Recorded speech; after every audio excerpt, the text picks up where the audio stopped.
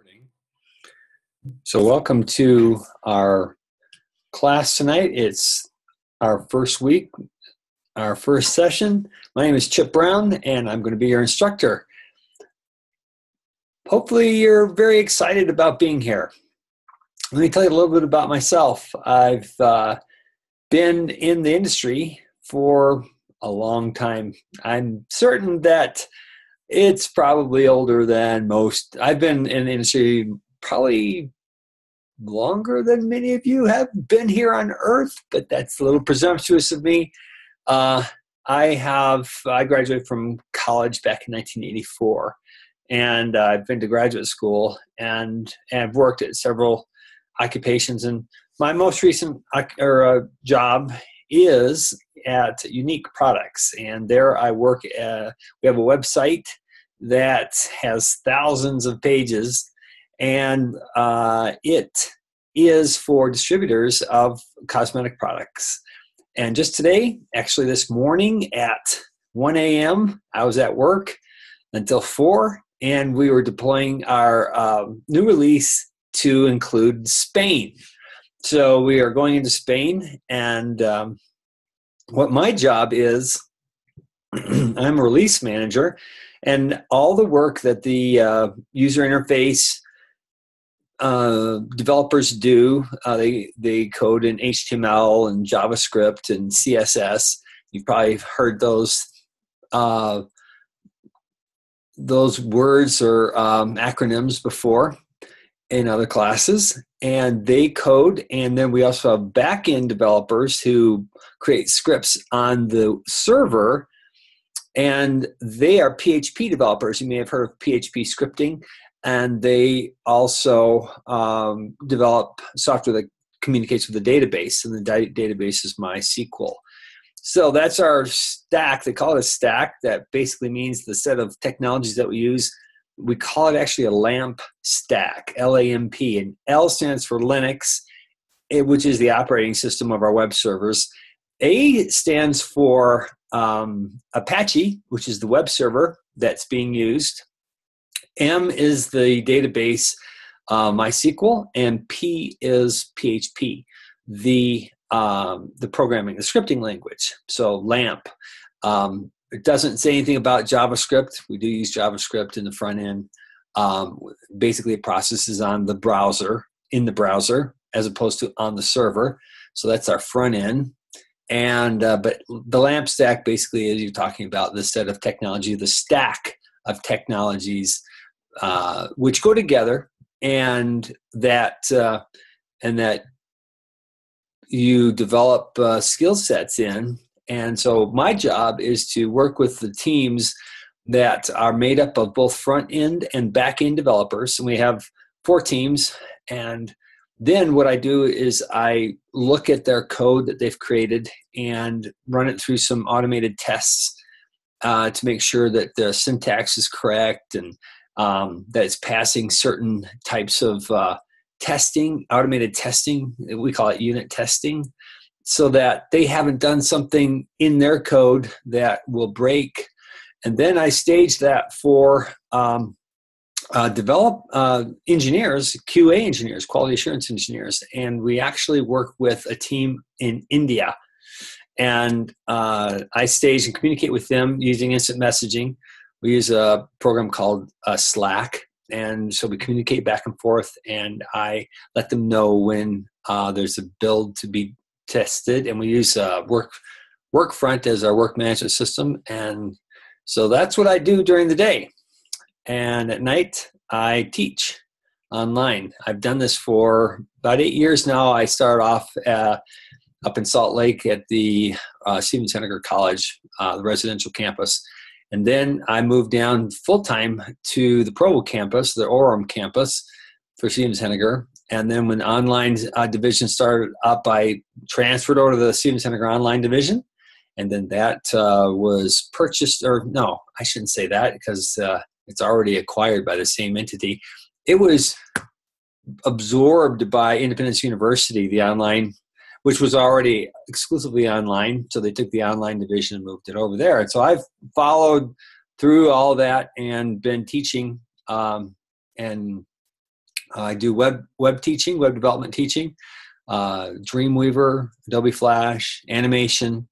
And so in this class, the reason why I teach this class is because it gets into scripting. And so I show you how to use Adobe Flash in in creating an animated script. And so that's what we're going to do. This mod, we're going to create do a project. It's going to be called an animated infographic, and basically an informational animation. And what we recommend is that you do it about yourself, and sort of like an animated portfolio or just a self-expression of what you can do. And so it can either be a focused on you, or it can be focused on what you can do. So either one will work. Our goal is to create animations with tweens and animated tweens, and also some interactivity, and that's being done with JavaScript. And so today I'll show you what our agenda is today. Make sure that you check our announcements. We are using Adobe Flash CC 2015. And if you don't have that, just contact Jason Merrill. He is jason.merrill@independence.edu. So today's agenda is where we start during the first hour. I'll go over course objective and overview. I'll discuss class policies, talk about our TA, or actually our learning coach, who is Christy Paulson. And we'll discuss the OER resources, which is online educational resources. In the second hour, we'll take a short break. And then during the second hour, we'll go over the week one overview and objectives. We'll talk about our discussion, see if there are any questions about that. And then we'll begin talking about our assignment. So any questions yet? Hello, Melissa, welcome. Okay, if you have any questions, just feel free to click the chat box. And I'm going to turn off my video so that we can just focus on our screen.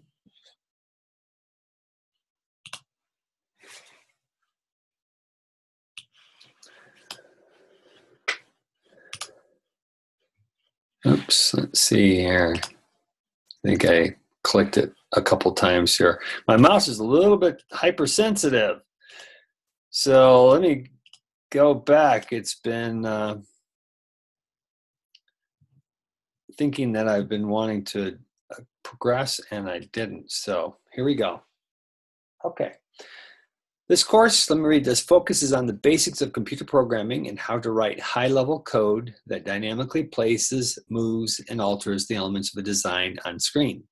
Students will build complex programs step by step and employ key programming skills and methods while building up a code base that can be employed in a range of personal and professional applications. Now let's dissect this a little bit just so we know what we're getting into here. So focus on the basics of computer programming. So I don't want anyone to freak out about that, because the good news is that Adobe Flash knows your pain. It knows how difficult it is to pick up a programming language. And so what they've done is they provided code snippets. And once you become adept at using the snippets of code, then you can begin to code independently and from scratch. So, but the scope of this course will be sufficient if you even use the code snippets that are provided by Adobe Flash. I hope that is good news for everybody. I hope it is. I don't want you to get too worried about that.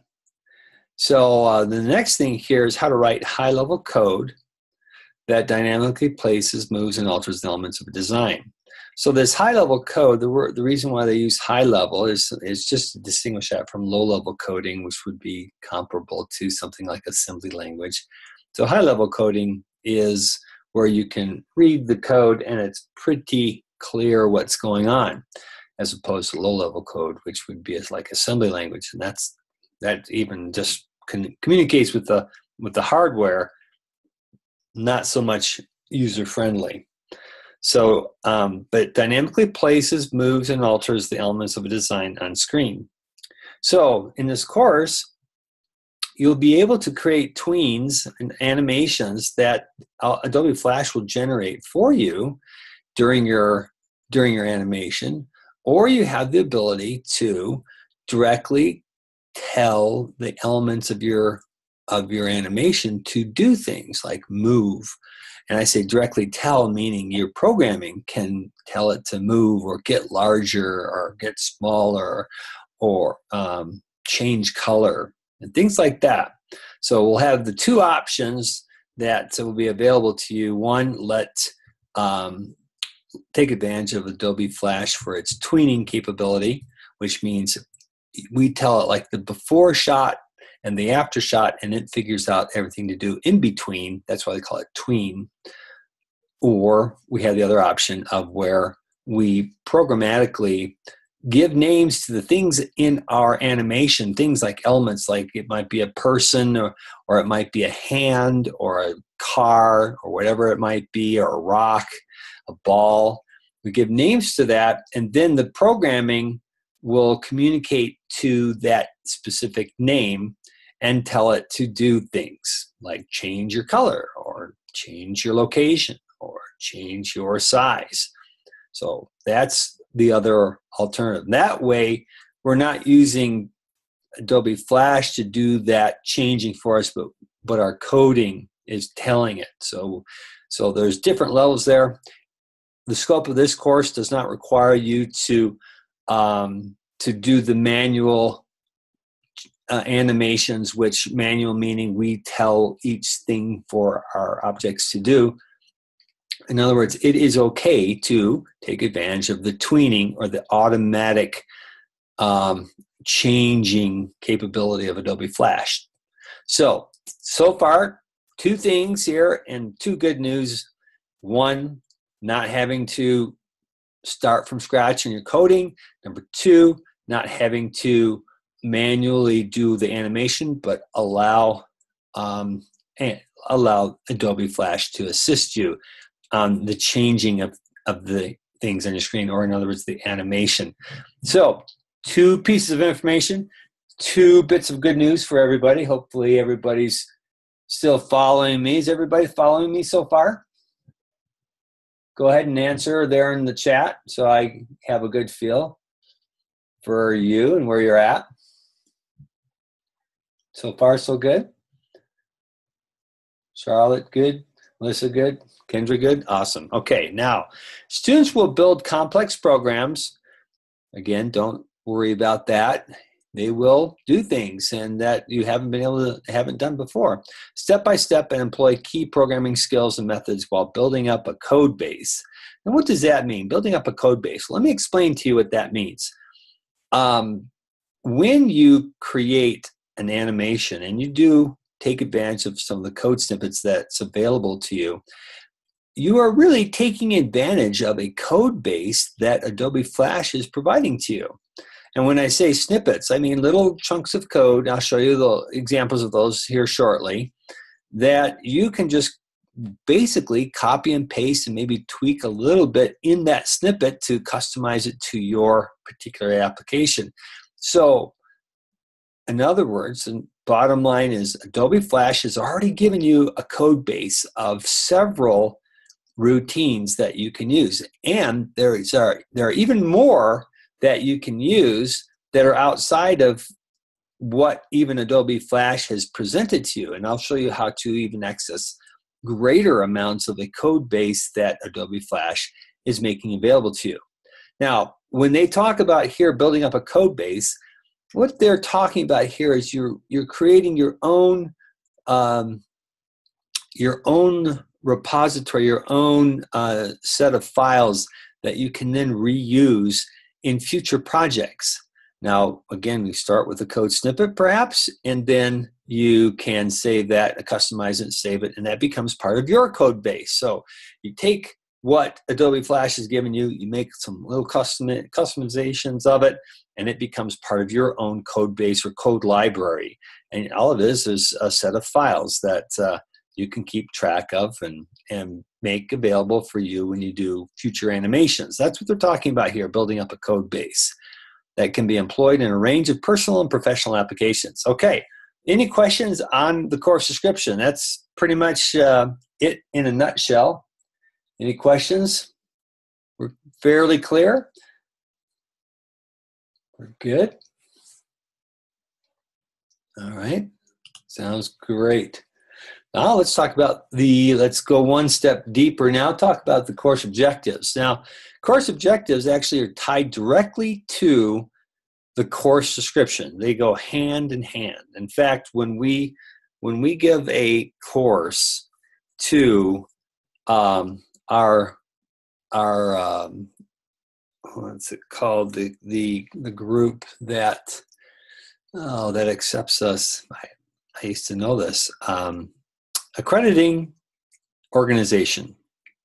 When we propose a course to our accrediting organization, we give them course description and these course objectives. So they go hand in hand, and they are something that really solidifies a view of what this course is all about. And based upon that information is how our accrediting organization approves our courses. So, number one, identify and explain how the scripting language has progressed toward HTML.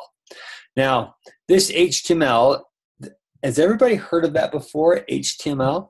Anyone not heard of that before? Does anyone know what it stands for?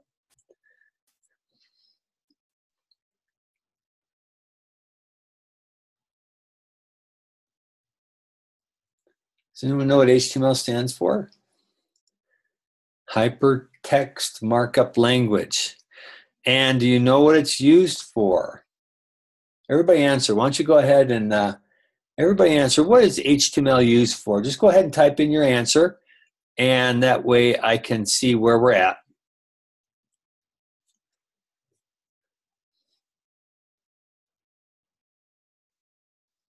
Go ahead, everybody answer. If you don't know, just put a question mark. That's fine. That lets me know that you're not clear. Or if you're guessing, which is okay, put your answer followed by a question mark. That way it lets me know that you're not too sure about your answer. This is really helpful to me so I can kind of get a feel for where you're at in your background, your confidence, your experience, and so on. Yeah, HTML. Let me explain to you why we have HTML. When you go on websites like this, the server that has the website on it has a problem. It has to get the information from its server over to you across the internet, across the web. And the question is, how does it get that information to you? And the answer is using HTML. So the browser takes all the information that is being sent to it from the server and renders it. In fact, if you ever want to see the HTML that's being rendered, you can do a right click and do view page source. And here is the HTML. Now, this is fairly complex HTML. I'm not expecting you to understand this. Just generally speaking, you might recognize the head tag or a meta tag or a title tag. Each of these, this is the way that the file exists on their server, and this is just how it is sent to the browser. And the browser reads through this and ends up rendering this.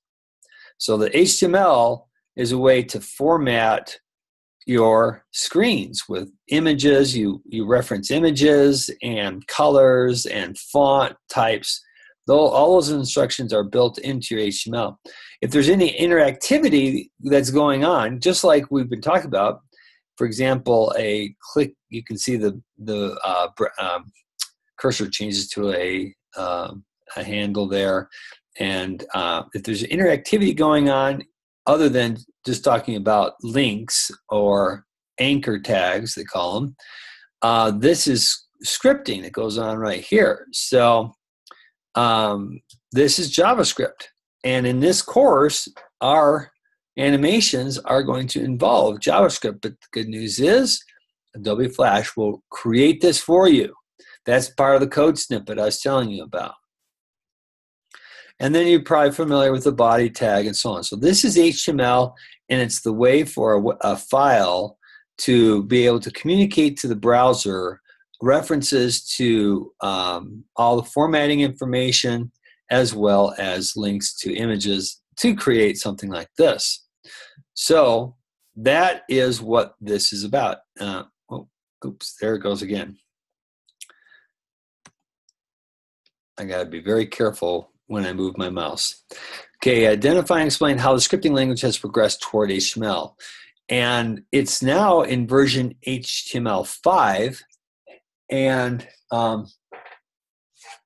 oh, I just read the comment from Melissa. Okay. I think it's because my share, what I was sharing didn't get shown. So let me see if this works.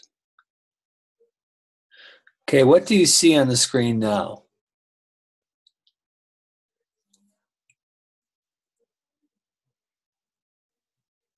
Can you tell me what's on the screen? Okay, good. That means I was sharing just my PowerPoint before thinking I had shared the screen. Now I'm sharing the screen, which will allow me to do both PowerPoint and this. So a moment ago, what I was showing you is that this is a page rendered by the browser. Does everybody know what a browser is?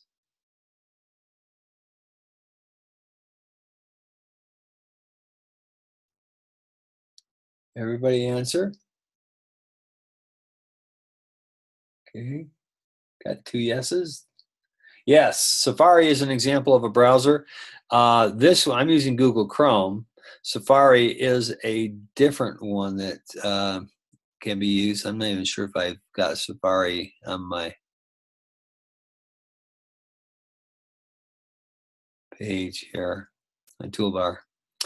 I use Google Chrome, and the job of Google Chrome is to receive the HTML from the server. And you can do a right click and do view source. Right click, view page source, and then it'll bring up a new tab, and this will expose to you what's under the hood. This is actually what is being rendered by Adobe, by the browser here. All these references are references to files and graphics, and there's scripting going on right here. And as I was talking about a minute ago, all these are HTML tags that you may or may not recognize. And so then that all comes to the browser, and the browser ends up doing this. For each of these graphics, it says to the server, hey, give me that graphic, and then the server sends a graphic for each of these. So it's asking the server for each of these things in addition to the HTML page, and then it renders it, and this is what we have here. Each of these little icons, buttons, and so on, they're being asked of the server separately. So just to build this page could be like 20 or 30 different requests from the server. Just the HTML page, this is just the beginning. It then will have to request each of these, and then it renders it. So that's what it's talking about here, identify and explain how the scripting language, oops, it did it again, has progressed for HTML. It's actually now HTML5. And HTML5, just so you know, is more advanced than any other previous HTML. And you can go to the website called W3 Schools to learn about HTML, and this here is a good resource in addition to lynda.com that we have available to us. This is a source where you can learn about the history of HTML, which is now 5, and what you can do. So each of these here are descriptions of the links of the HTML language. It's becoming more and more powerful. Now the reason, and now it includes video and audio and so on, the reason why HTML is becoming more and more powerful is because the browser is taking on more and more responsibility for processing things that it used to not be able to do. For example, dealing with audio or dealing with video or dealing with animations.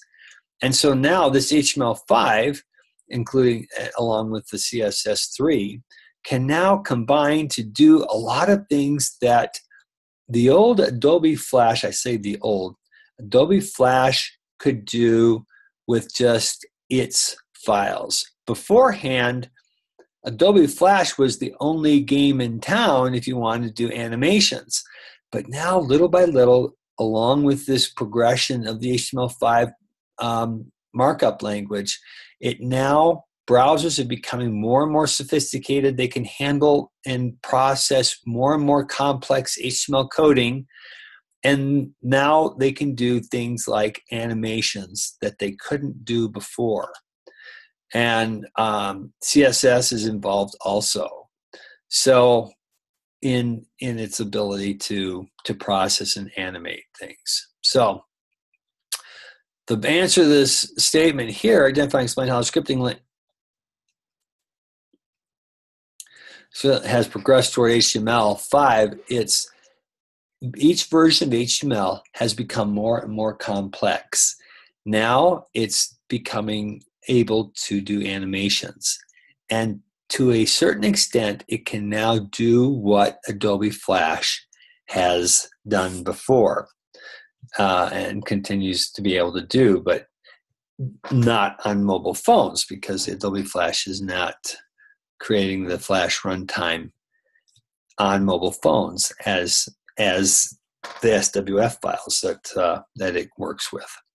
All right, let's move on to number 2. In a moment, I'll show you a little bit about how Adobe Flash is developed in the industry and how it's doing.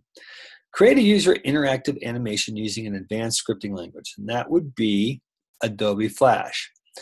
Here in a moment, I'll explain to you what, and along with JavaScript. In a moment, I'll show you how Adobe Flash also has another programming language called ActionScript that could be used.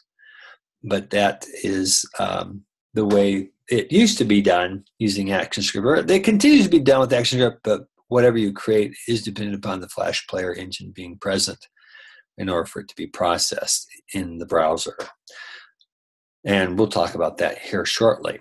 Number 3, apply the use of a good user experience, UX, that's short for user experience, and user interface, UI, in an animation.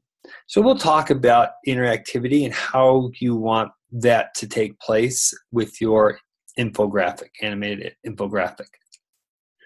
Number 4, identify and explain the challenges of creating animations in a cross-platform device development environment. Now, a second ago, I talked a little bit about how the Adobe Flash Player is not supported on mobile devices. And there came a time where Adobe Flash threw in the towel and said, we're not going to do that anymore. We'll talk a little bit more about the history there with Steve Jobs and iPhone and the whole saga and how it all kind of came to fruition to where it is now.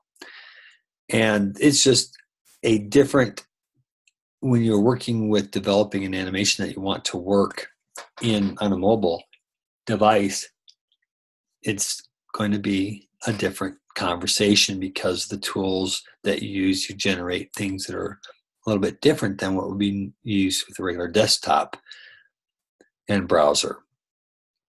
And number 5, prepare files that address the challenges of creating animations in a cross-platform device development environment. So here we're talking about this exact thing, that what you create to work on desktops is not going to be the same thing that is output to work on mobile devices.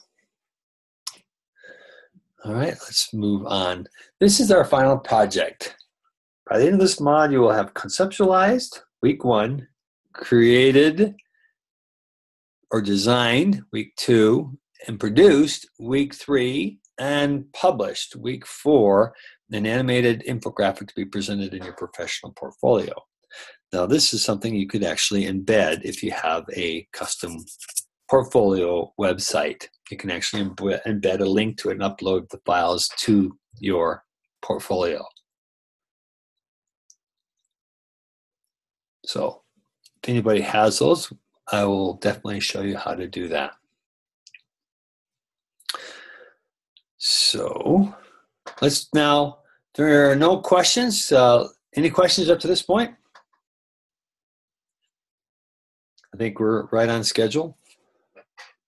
Awesome. Let's just briefly go over some of our core class policies just to be clear, refresh our memory. So feel free to contact me if you have trouble uploading a file to the Dropbox. What I'd like you to do is to communicate with the inbox, and it will come to my email. You don't have to email my email address directly. Just use the inbox in Canvas, and that will satisfy. Let me know if you're having a problem meeting a deadline. There's a set of reasons that you can get an extension for for an assignment. There's certain things that are happening in your life. And if you have any questions on the assignment, and make sure you have watched the live session and read the instructions. And so contact me in those cases. Best way to contact me is to use the email inbox. I check it daily. Although they ask that we get back to you within 24 and 48 hours, I actually try to get back with you between 2 and 4 hours. I work during the day and check my email during a break and then during lunchtime. So that will help me stay in touch with you. Make sure that you're getting my emails you should have received an email from my announcement and introduction yesterday. If you haven't received that, that means that your email might not be properly set up, and that the email that you're checking is not the one that's set up in Canvas. So be sure to verify that you have used the one email that you think you're reading. I mentioned to you that this is a typo. I failed to change this. It's not Misty Porch. It's actually Christy Paulson. Misty and Christy are not the same person, but their names rhyme. So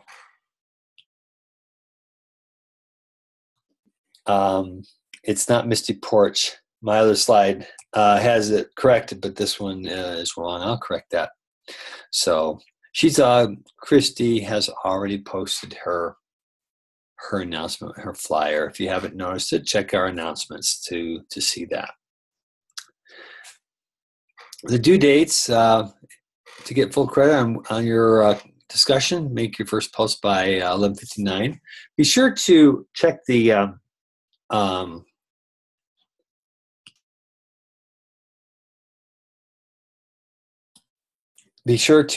the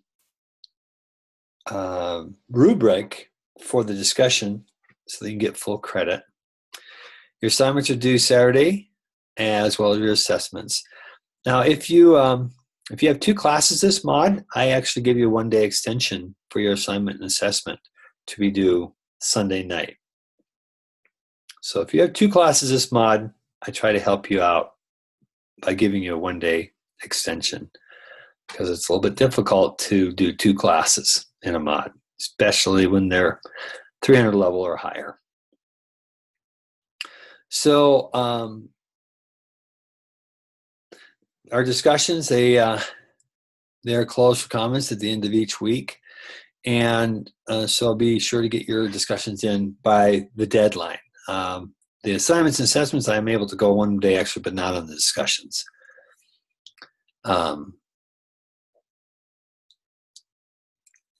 There's a 20% deduction if you submit after the deadline. Week 1 can be submitted late until the end of week 2, 2 for 3, 3 for 4. If it's week 4, then you risk not being able to finish your work in the course And you may have conditions for getting an incomplete in the class, and you have to have at least 50% of the points before you can request an incomplete, and you have to have a certain type, one of the types of reasons that you're requesting an extension. Oops. Okay, so resubmissions. We encourage tweaking. In fact, some of the assignments would be to rework previous week's assignment before proceeding on the next step. And so if you got your assignment in for week 1, it can be resubmitted for regrading till the end of week 2 for 3, and 3 for 4 until Wednesday of week 4.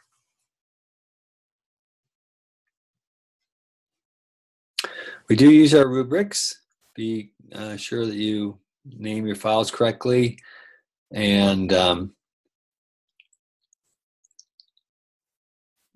get your work turned in on time.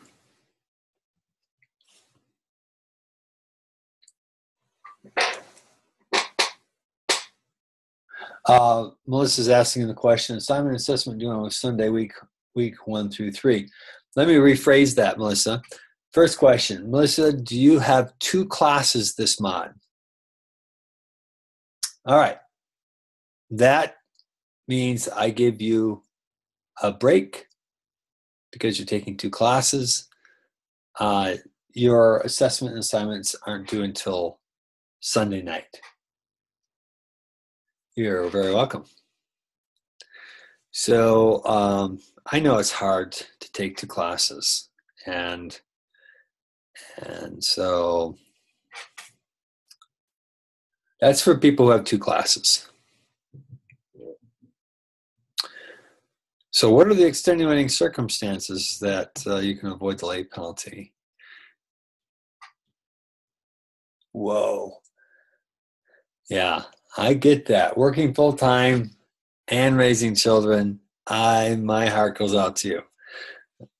Each of us have our busy schedules, but it sounds like yours is extra busy. So, extenuating circumstances defined. Extensions to turn in late work will only be allowed in the following circumstances. And here is your list: the death of an immediate or illness, student illness requiring hospitalization, a natural disaster, computer issues. Make sure you have a backup plan if possible. Loss of internet due to non-payment. You must have a backup plan. So hopefully you can, you'll have a backup plan for these circumstances. Okay, if there aren't any questions, I'll go on to our OER resources, online educational resources. What are they and how do I use them? So the good news is we have access to Lynda, lynda.com, and I really encourage you to spend time in there. In addition to the courses, the classes, or the videos that we point to in the class. This is just a picture. It's obviously not the one for this class because this one's referencing DES 246, but this is just giving you an example of the readings and tools, the OERs associated with a week. And so you'll find this in our course, the readings and tools. Oops, I gotta stop using my mouse. It just has a mind of its own.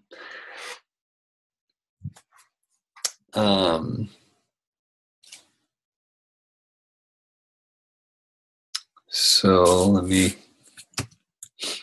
show you.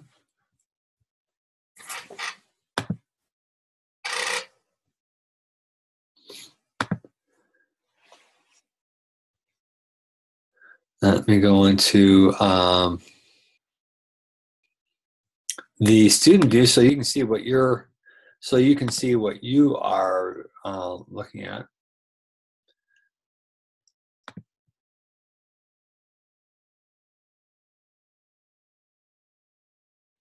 Here you have the link to lynda.com. Here you have the link to the readings and tools that we're talking about right now.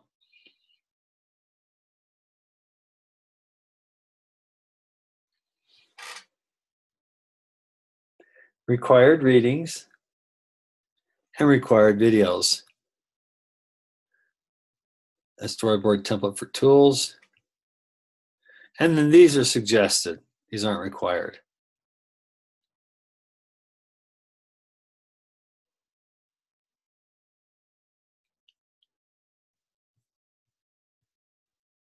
So the readings and tools have their own, and we then also have an additional link each week that points to the playlist for that particular week. It's a 2-click link in order to access that.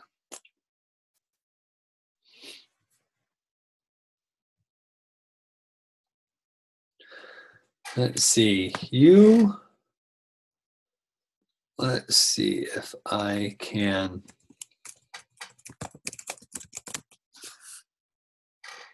use this, how you will use it.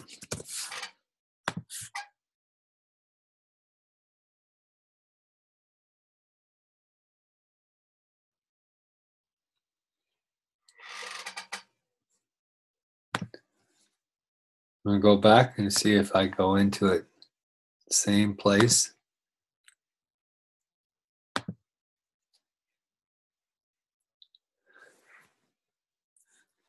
All right. The playlists that are available are normally right there. So I failed to double check that before class to make sure that was working this mod. So let's do this during the break. I'll make sure you guys can. They did not come up for you. Okay. During the break, I'll investigate that further. I failed to test that link. It's worked previous semester, so I didn't test it, but apparently there's been a small change to that.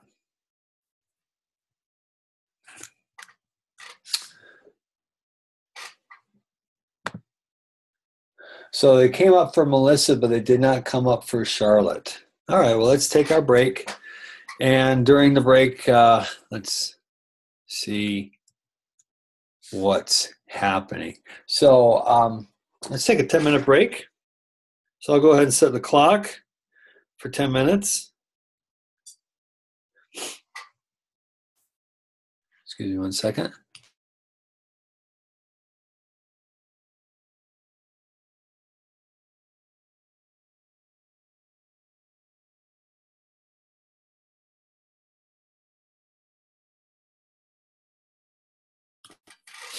Okay, so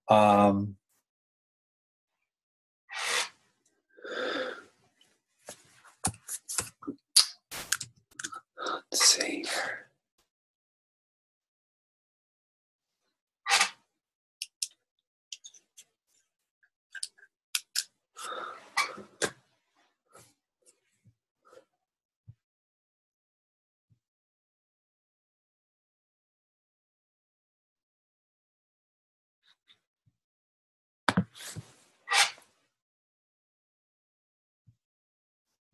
I'm going to try week 2.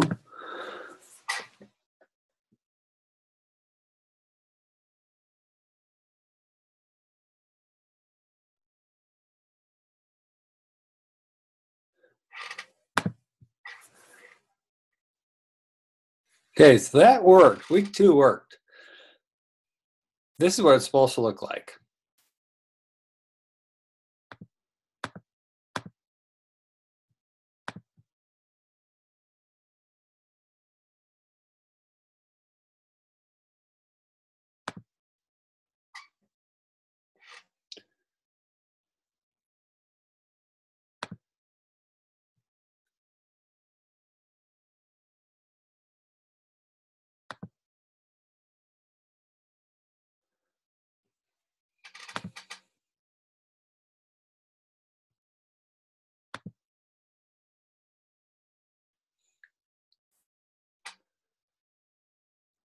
course for DCs.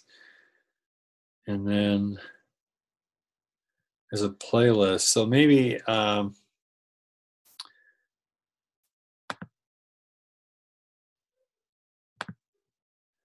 these playlists are working probably, yeah, that's working just fine. So maybe the week 1 is working as designed.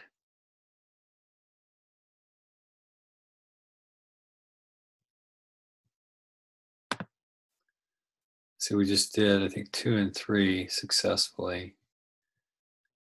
And these are definitely pointing to playlists, whereas the week 1.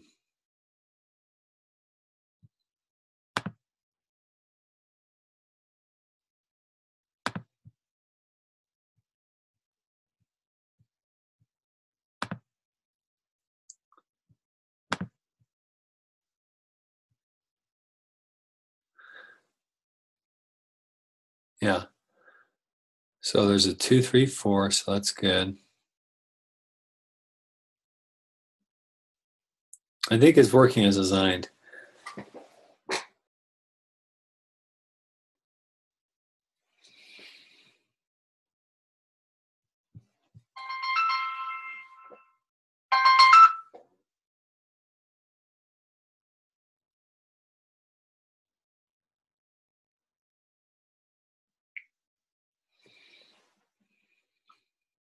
Okay, well, let's see. All right, well, let me pause the recording, and we still have 7 minutes left. So I'll pause the recording, and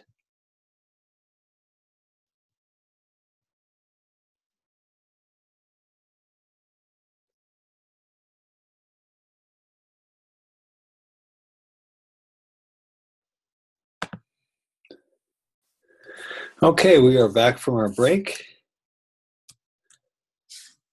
And we discovered during the break that the weeks 2, 3, and 4 have the playlist. They are working fine.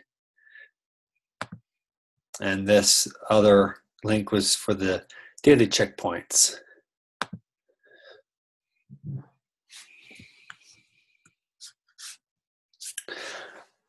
So week 1 overview. So during week 1, we are going to refresh our knowledge of the tools to produce our digital animations. While we are reviewing these tools, we will explore the types of files that are needed to deploy an animation in a cross-platform environment.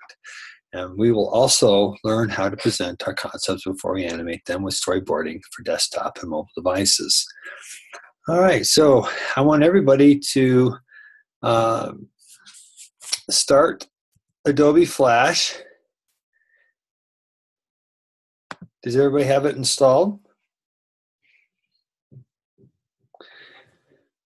If it's installed, you can do Command Space and then type in Adobe Flash.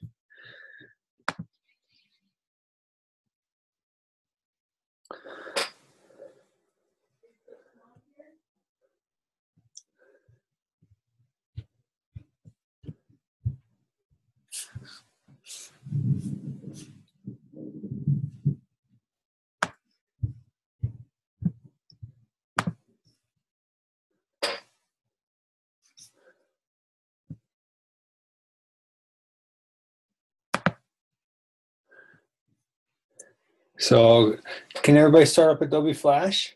Let me know if when you're ready and loaded.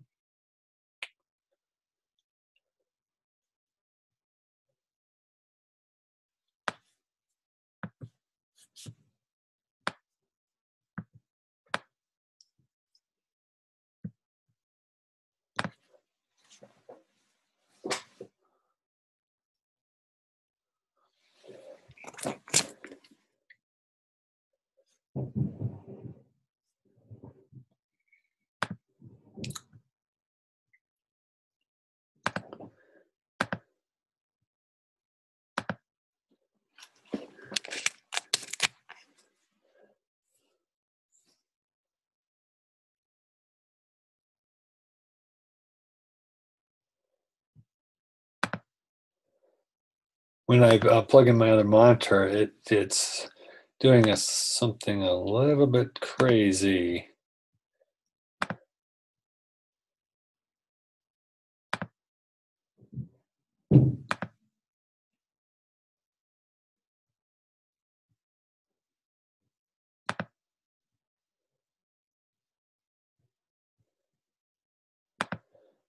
You can see this is like off my screen, so I think I'm going to unplug my second monitor just because it didn't reformats this properly. Okay, Kendra, is it because you don't have it installed yet, or Peter's ready? And Charlotte says she can't get out of full screen mode. Okay.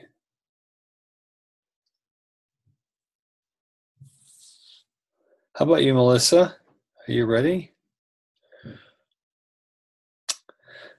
So if you're in full screen mode,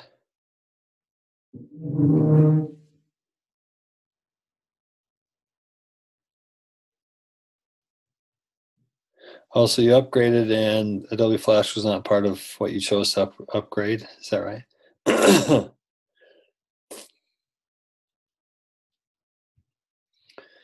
And then Charlotte, you said you can't get out of full screen mode. Do you happen to, can you see up here where you can click on the green button? No, it's not, Melissa. It's Adobe Flash or Adobe Creative Cloud Flash Professional CC.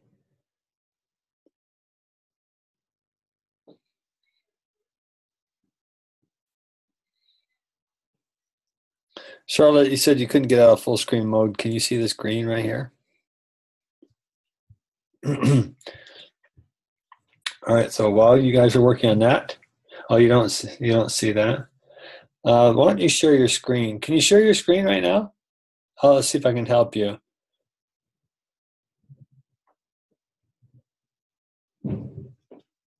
If not, then we can do it after class.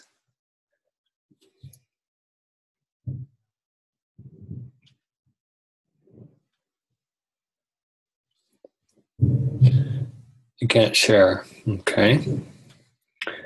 All right, let's see if we can work with you after class to figure out what's going on.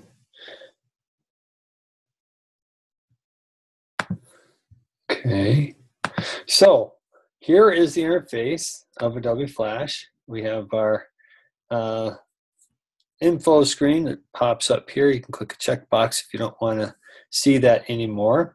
From this screen, you can create new, and these are different types of things that you can create. Now, you remember we talked about how cross-platform files are different. And so the HTML5 canvas, the output from this type of Adobe Flash project file, that can work on both desktops and mobile devices that have a browser. And here is ActionScript 3.0. I skipped over this one because I want to jump to this. This here is the project file format for the traditional Adobe Flash, and this is using ActionScript instead of HTML5 Canvas. And ActionScript is like the JavaScript that's used in for this type of project. So they call it ActionScript 3.0, and it outputs a file that requires a Flash player, Adobe Flash player, to be present on the browser or the client where the animation is being processed. These other types of file formats, since Air is what Adobe created instead of the Flash Player engine. It was definitely branded differently, which was quite key. But the Air is the environment that processes Adobe Flash output for mobile devices, specifically iOS and Android. We can even do Air for desktop, and that would be a standalone application that just runs on the desktop. Now, the files that are generated out of these types of project files are actually different than the file that's generated out of this, and it's different than the file generated out of this. So that's what they were talking about in the first of the class. It said, discuss the different types of file outputs for each of the types of projects and the environments, the cross-platform environments that you create. So we will, in this course, be focused on this here, and then we'll choose one of these here to process the mobile device. So this one here and this here. Now, some people have asked about this one here, and I've shy away from that one because we're trying to steer students in the direction of the HTML5 Canvas files instead, because this is where Adobe Flash is headed, and all their tools are headed for this type of Canvas file format. This one is Flash Player dependent, and they're steering away from that. I think now is a good time for me to show you a little bit about what's going on with the Adobe Flash industry. So let me show you this, just so you can kind of get a feel for why we're leaning in the direction of HTML5 instead of ActionScript. So here we look at trends. I go to Indeed.com. It's a website that parses all these companies out there looking for jobs. So you can see that Adobe Flash is becoming less and less. Now, this is the traditional SWF, this ActionScript. And the ActionScript based Adobe Flash is becoming less and less popular because the Flash Player is becoming less and less popular. Now, if you compare that to the HTML5 and that we're using, you can see that's strong. So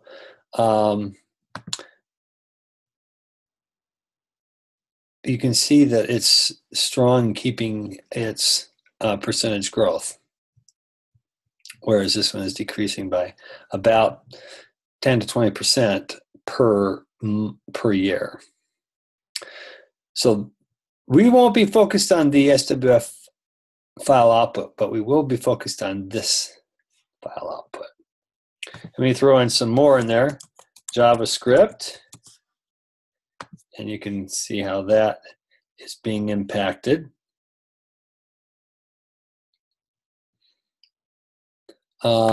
CSS3 is related to this.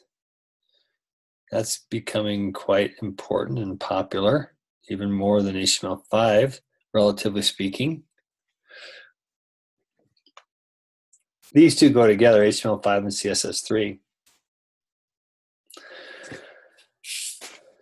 So back to this. That's why we're focusing you on this instead of this, because ActionScript 3.0, that's the blue line going down there.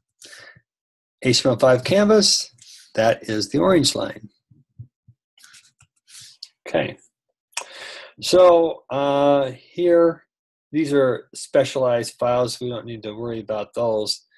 But I wanted to point this out to you.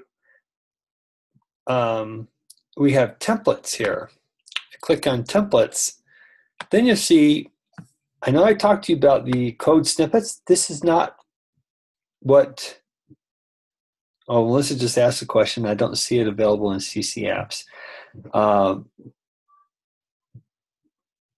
It doesn't say Adobe Flash Professional.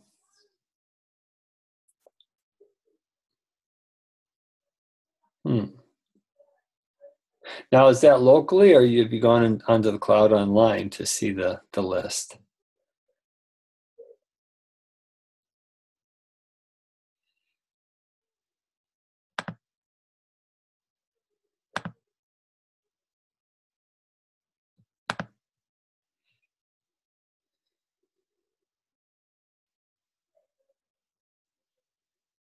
You said the little link at the top.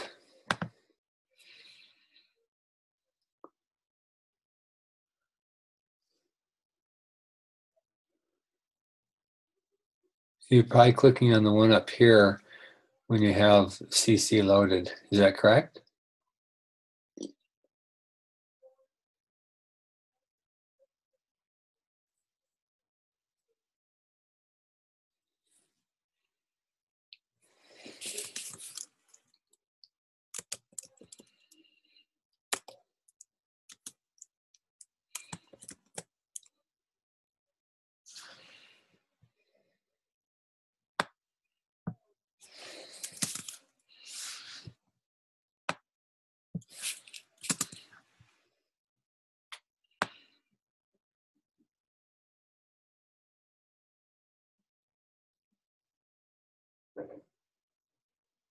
When you type in, when you do command space and type in Adobe CC, do you see it in the list on your machine?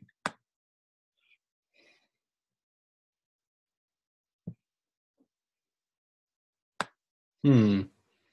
All right. Well, it sounds like you're not properly set up just yet. So in that case, we'll need to, after class, we'll need to share screens and see what I can do to help you. Okay.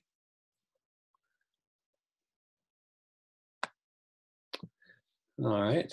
We'll keep the recording going just so that other people can benefit. All right, so this is the templates. Now, I mentioned to you about code snippets. This is not the concept of code snippets. What this is a category of templates. These are project files that Adobe has put together for you to use.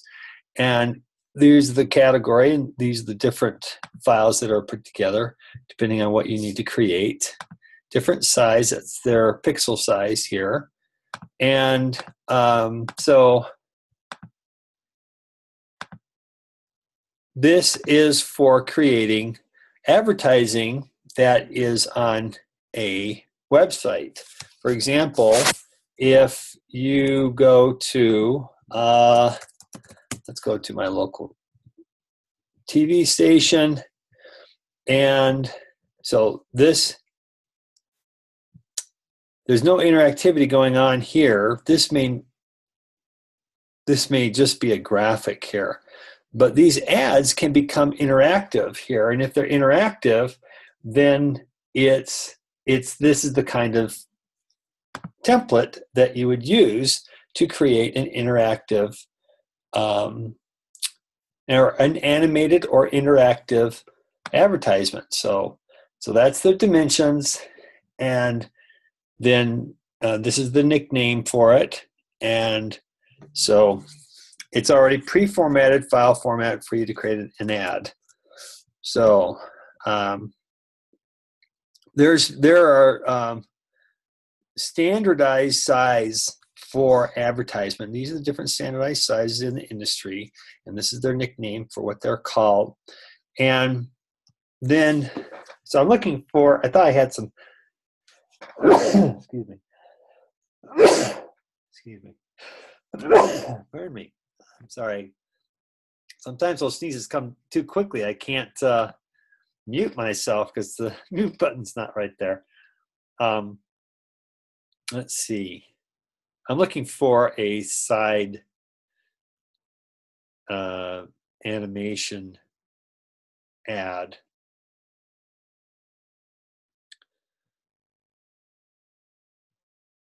So this is,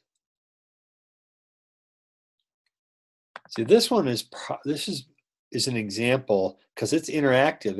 It lets you type in a, it's probably an interactive ad, lets you type in something and click search. I don't have a lot of examples here. I thought I would find several examples. Let me go to Yahoo, just let's see if I can show you some standard size ads.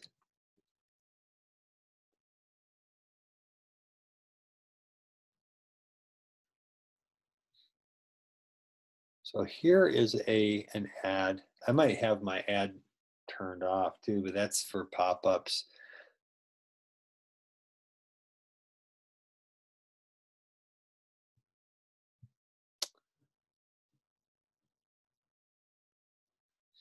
Anyways, let's get back to it. So that's advertising different files. Our course does not include those. We don't have any assignments that require you to create an ad. Now, Air for Android, that's these are in type alphabetical order here. So Air for Android, you remember a minute ago we talked about the 3 different Airs. Air is the little platform that works in the mobile as well as desktop. That's different than an HTML5 output file. So here we have different examples of an Air for Android sample files or templates. And so Air for iOS, just template files for that. Animation, now this is what I want to focus you on, because here there are different samples for an animated button highlight. Now this is not a code snippet, but it acts very much like a code snippet in that we can incorporate it as an animation in our animation. Hold on one second.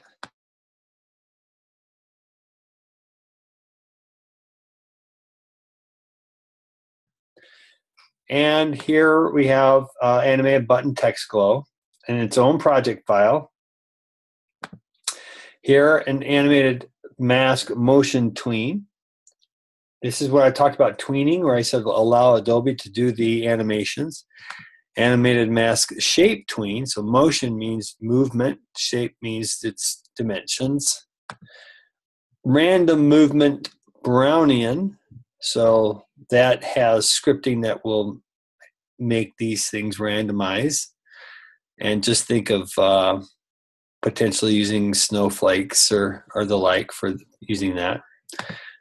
Organic movement, and organic means telling it to move in directions, like I mentioned to you earlier in the course at the introduction, where I said you name the different objects and then you give them instructions. Scripted rain, animated rain effect using ActionScript and movie clips, and scripted snow. Now, Adobe Flash is going through a transition period right now, because they used to be exclusively ActionScript based, but now they are incorporating HTML5 and JavaScript, and they've done it in order to survive. Now, all their examples here are not necessarily their latest HTML5 Canvas examples. And these here are, for example, coming from the ActionScript. So these are the old traditional examples. I say old because we're trying to get away from those. So each of these you can see when it says ActionScript, it's this ActionScript 3.0 that I told you about that's becoming less and less popular. So I just want to warn you that this is the old way. It's still hanging around because it was popular, and they've left it in their project because many developers are still using ActionScript for their Adobe Flash animations. But it definitely has the dependency of having the Flash Player engine. So banners here, and would be along the lines of advertising, but here is the HTML5 Canvas. Now, they don't have a lot of examples of templates, but this is, once again, what they're going towards, this HTML5 Canvas. Here's a sample animation, a sample interactive animation, and a sample puzzle game. So your animation, this module, does not have to be this complex, but here are some examples. I'll just briefly, before I get into that, let me just briefly go over these others. Media playback, just different ways of having Adobe Flash accommodate using media. Advanced photo album, it's kind of like how to create an animation that goes through a bunch of pictures, presentation, sample files, and remember to beware of ActionScript 3.0 files if you're going to be doing HTML5 Canvas, which we recommend, just because it's staying popular, HTML5. And then finally, WebGL. So let's go back to the HTML5 Canvas. Let's click on a sample animation. And when I click OK, this has here the animation. And when you click on it, it says it's a graphic. And here is the timeline. So this will help remind you about Adobe Flash. And I see what you said there, Kendra. You're having internet connection issues. So here in Adobe Flash, it's broken down. The thing that makes it very much different than other graphical tools is the timeline here. And each of these is a frame right along here. These are called layers right here. This is, you can turn on, you're familiar with that, turn on a view or not view a layer. Here you can lock a layer. And then the frame here is very much like, let me give you an example of, in YouTube, I have a link to this. Let's see. Let me see if I can go right to the link.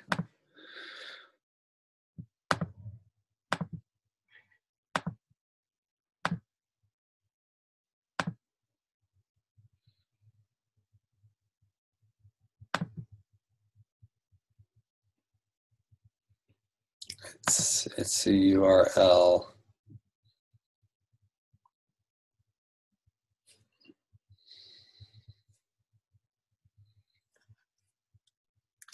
It's not there. I don't see it.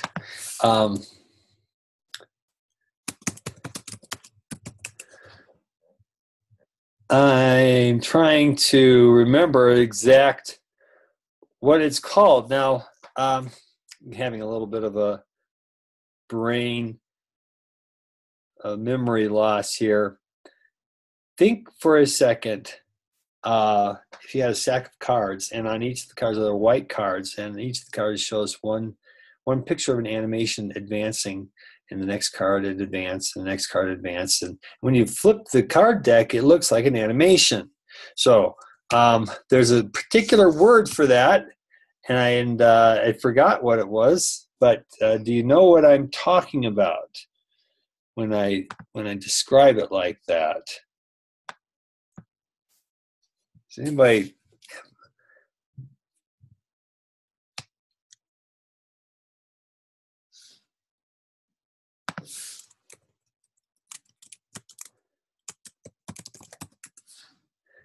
Yeah, this is it. Okay, it took me a second. So think of this. This is very much like what might be an animation. Okay. Now each of these pages would be comparable to a single frame in your animation. Okay. I should just mute it.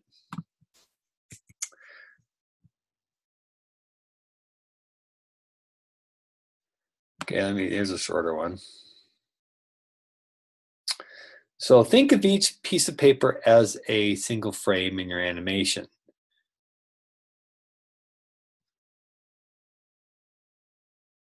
Okay. Now, give that concept in your mind and pretend like each of these frames is a single page from that flip card. And as you go along, flipping through the cards, it appears like it's an animation. Okay? So this would be like card 1, for example. Card 2, card 3, card 4, 5, 6, 7, 8, 9, 10, and so on and so forth. So when you go play it, it looks like an animated card. So each of these is like a page from your card deck. Flip book. Yeah, that's the word. So 35 here, it's you can see how many frames per second. So in other words, you're going to go through 24 frames per second, or in other words, 24 pages of your flip book, all in 1 second. So it just takes 1 second to get to here. And it takes 24 frames per second is an average speed of an animation to make it look fairly smooth. Now you can go slower, but then it's choppy. And it really has to do with your eyes, and the refresh of a TV screen is designed because to fool your eyes into believing, you're actually seeing several frames in the same way, but because they're coming by so quickly, then you have the illusion of an animation.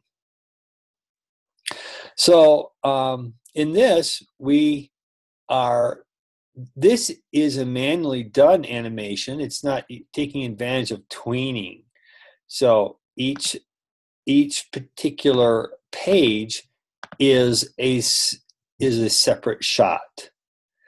Now I'm trying to think of the clay animations. Have you ever seen clay animations where they move their clay figures, they take a picture, move the clay figures, take a picture, move, that's a very similar concept.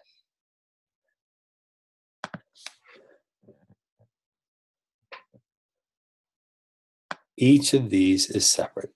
Now we can turn off Grommet. Yeah, you can turn off all the layers, turn them back on. You can see what's on each layer.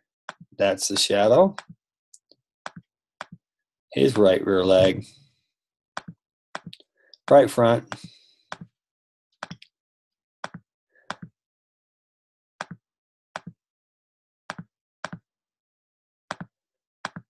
left front,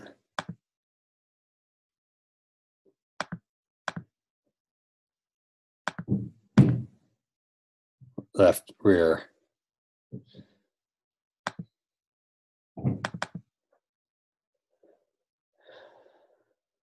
So when you double click on it, this happens to be an object, and you can now jump into, you can see we went from scene 1. So here at scene 1, we don't have any animations or tweening taking place, but we do have this object here. As you can tell, when I select it, it has a blue line around it, and it's got this little point of origin.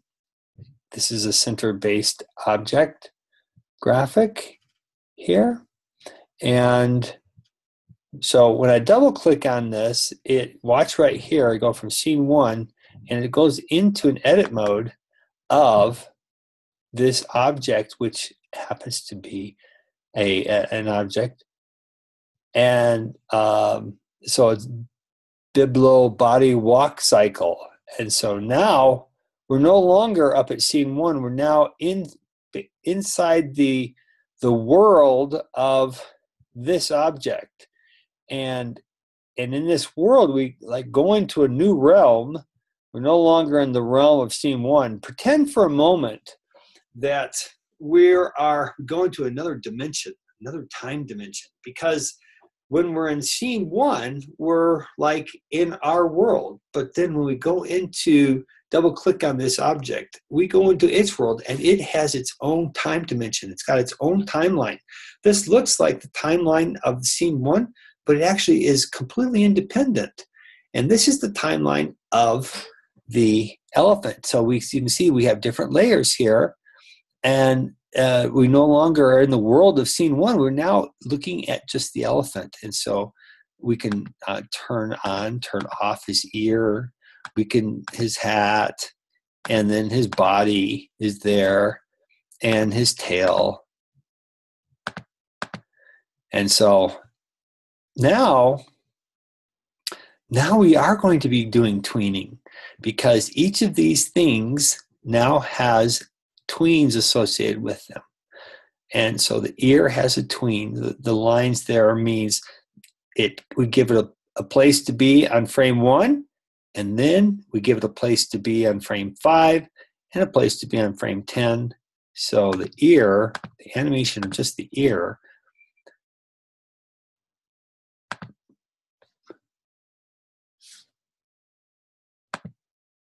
you can see this is a tween. Frame 5, we said you got to be here by the time you get to frame 5. We said in frame 1, we say you start here, but in frame 5, we want you to be here. And so what Adobe Flash is doing in between these, and you learned this from your DES 246 class, it extrapolates the motion in between. That's what this arrow does. Now, again, we have some more tweening going on. In frame 10, we say, frame 10, you need to be here. Frame 15, you be here. Frame 20, you be here. Excuse me, 17 here. 22 here. And frame 27 here, and so on. So we're basically telling it, make these movements. We'll tell you where we want you to be when, and then you figure out the middle part. And that's how an animation tween will work. So if I play this, it looks like it bounces. So it goes for 35 frames. So it took about a minute and a third, 1.4 seconds to do that animation. Now, that animation, when it's brought into this world, it will do its thing. It will do its movement of the ear, because that object is part of the outer animation. So if we turn off the ear and turn on the hat, we start over, we'll watch what the hat does during its 35 frames. See that? So that's what the hat's going to do. It's pretty much, it does a tween between here and here, but it's pretty much you'll be here, you'll be here. Each black dot means we've told it where it's to be. We have manually moved it there to be there. So when it's an arrow, that means Adobe Flash is going to do the work for you. When it's a dot, that means you did the work, meaning you put it there. And so that's the animation of the hat. Now let's turn that off and let's do the body and watch the animation of the body. So the animation of the body is very similar to the ear. So each frame 5, we say be here. Frame 10, be here.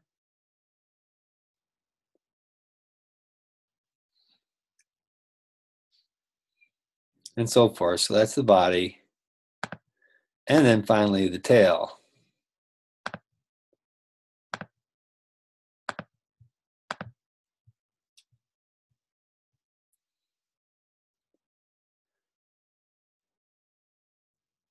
All right.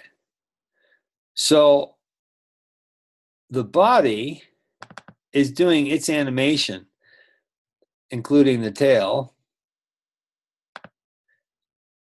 The feet are being animated outside in this scene,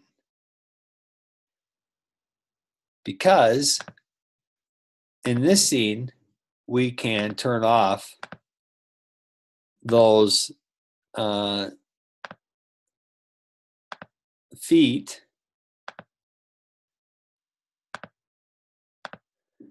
and watch the animation of the body itself. So you can see there's a separation of the animation of the feet and the animation of the body. The animation of the body is self-contained in here, whereas the animation of the feet is taking place out here in at this level of our animation. So talking about design.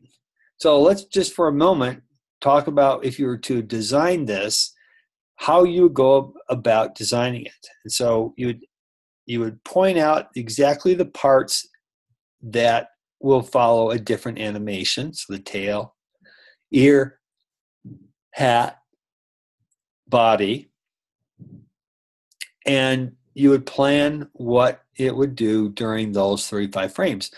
So we don't have to continue going because this outer animation is going to be run, and it too will go for 35 seconds.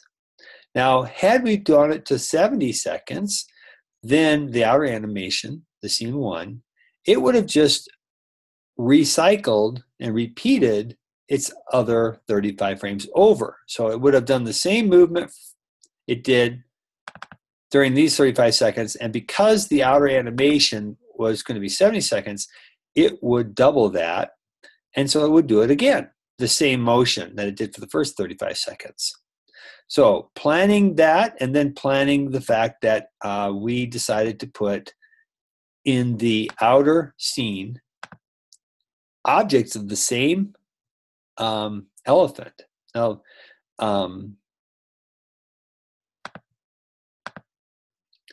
and so this elephant is being described both in scene one as well as in its body, the body without the movement of the legs.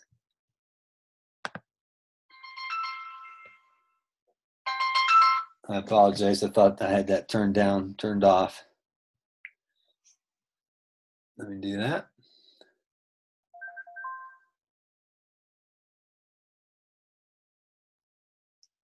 Okay. So, any questions?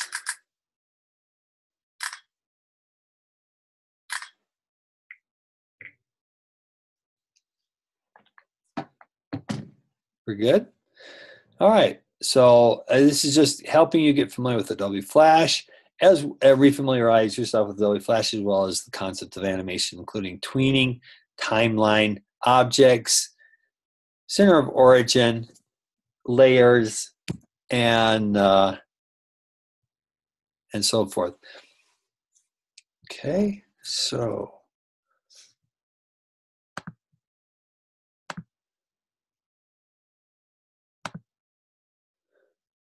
let me give you another example. In fact, I think I'll just go right to the puzzle game. Now this one is interactive. This message, by the way, comes up in case the animation itself, the project file, is referencing a font that I don't have installed on my computer. So it gives me the option. It says, hey, this thing is referencing this font. You don't have it. If you click OK, what we'll do is we'll do our best fit match to the font that's installed on your computer, and we'll load that up. And I say, yeah, sure, do it. Okay. So here's another animation. Let me see if I can zoom to fit. And this one involves words. Layers, as you're familiar with. Now here we have, because it's interactive, I want to show you what you see. The little A right there, it's actually short for ActionScript, even though we're dealing with JavaScript in this case, because it's an HTML5 canvas. You see that tab right there. It says canvas, and so we know that the project file, I'm going to undo the other one, the project file is an HTML5 canvas-based project file. If that word canvas weren't there on this tab, that would mean that this is an ActionScript-based thing, and an ActionScript-based would be the one that you would create by clicking on this one here. But we are selecting a template, which would be as if we had clicked on this one here, and this template within this category, each of these three, would have the word canvas right there in the tab. So here we have 4 frames, and the objects located. The black dot means there's an object being placed. here in that context, the A means action script. So let's go ahead and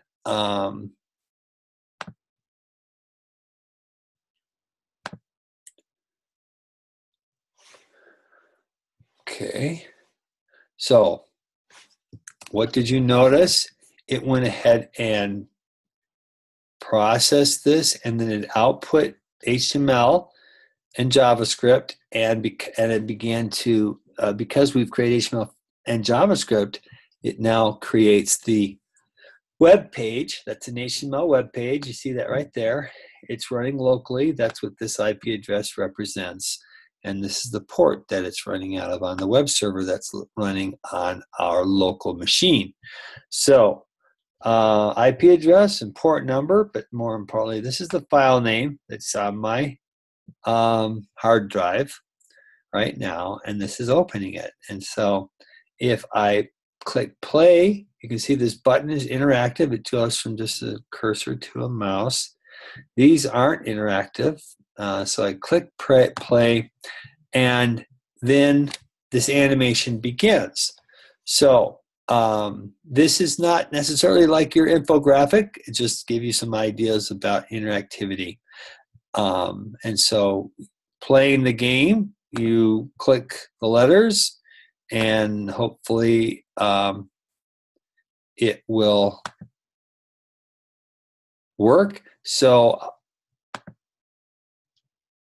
one of these days I'll get one.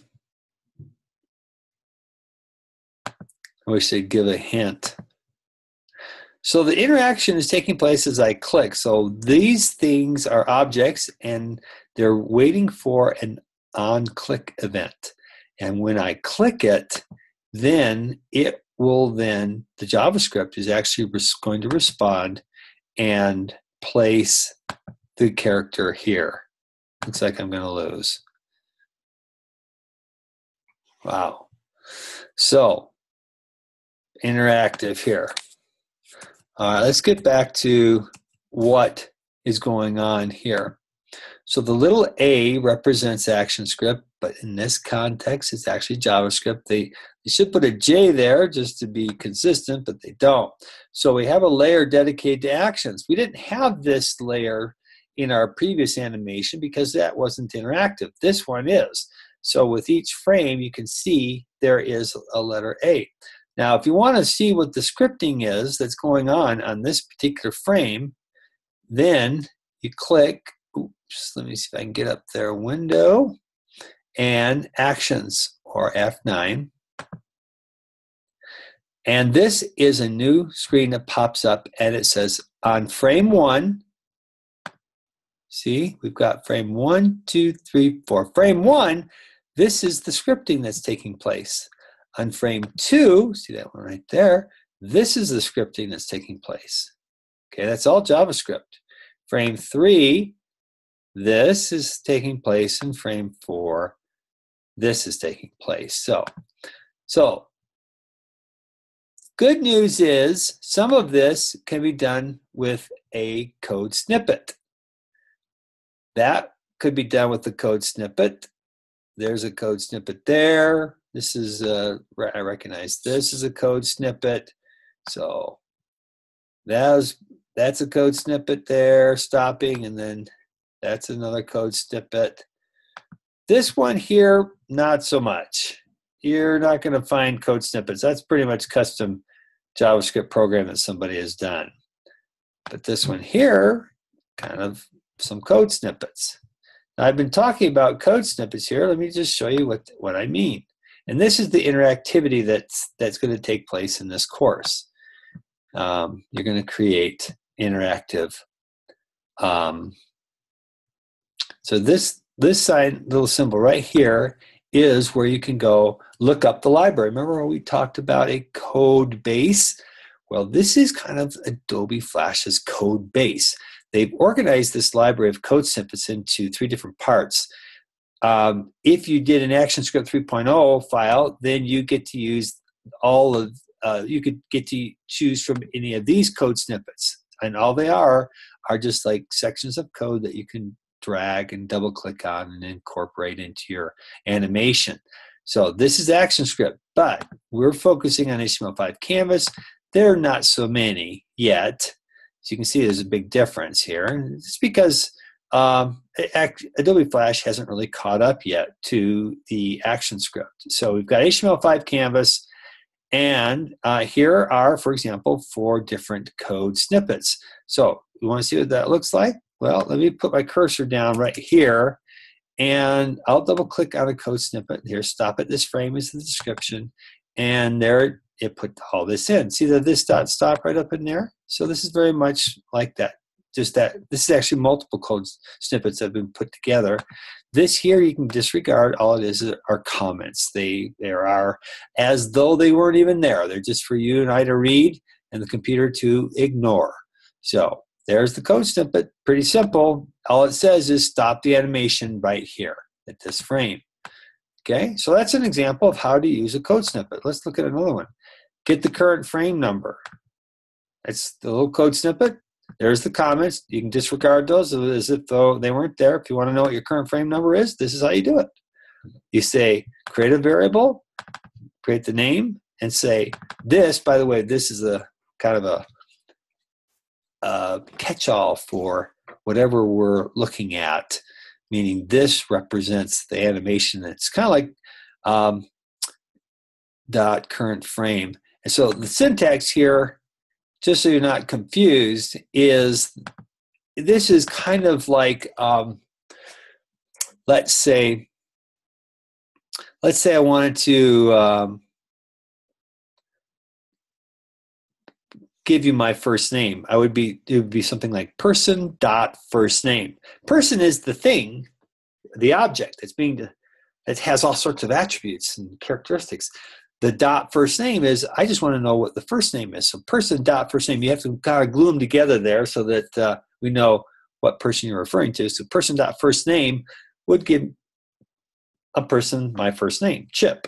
Well, same thing here. This is the thing, the animation. This is kind of like person. So the animation dot current frame is just give me the current frame for the animation and take that value and store it in this variable. So that's an example of another code snippet that you could use. You might need to know what frame number you're on.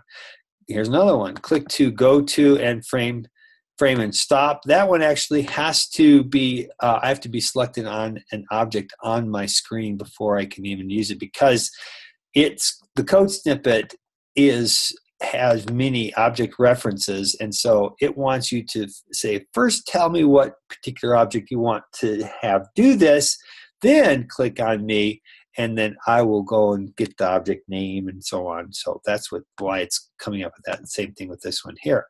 Actions here, these are other code snippets. These fall in the actions category. Click to go to web page. Let's say you want to have your animation, click here and you can jump to my website. So that would be that one. Again, that one requires, a piece of text that we're selected on that's an object before it'll work. Some of these are hardwired so that it says we can't put those in just yet because it needs to have an object that's selected on the stage. Play a movie clip, stop a movie clip, and so on and so forth. Event handlers, these are kind of like this here. See this add event listener? Check these out right here. This one is the play. Okay, that's their animation. There's a play button. It's on our animation. We're going to associate an event listener to it. We're kind of glue in a little wire that says, if somebody clicks this particular play button, then I want you to go to and stop on frame 1. So that's kind of like this mouse click event. It means we need to be selected on a button, for example, play button in this case, before it will create itself here and be used as a code snippet. Mouse click event, that's this one here. Mouse over event, that means you just mouse over the item and it will do this thing. Mouse out means you move your mouse away from the item and it'll do this one. This one is, you have to double click on it for it to do anything.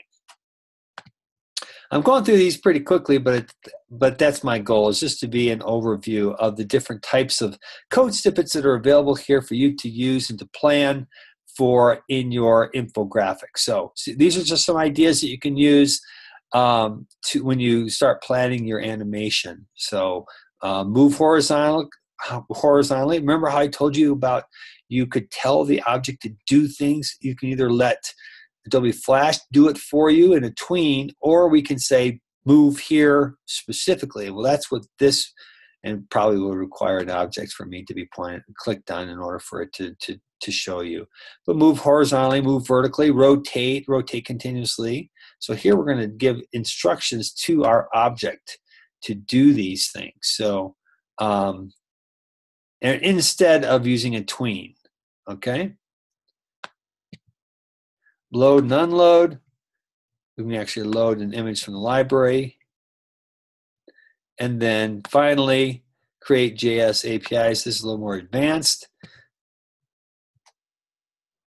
Create JS stands for Create JavaScript. Let me briefly, while we're mentioning that, let me tell you what this is talking about.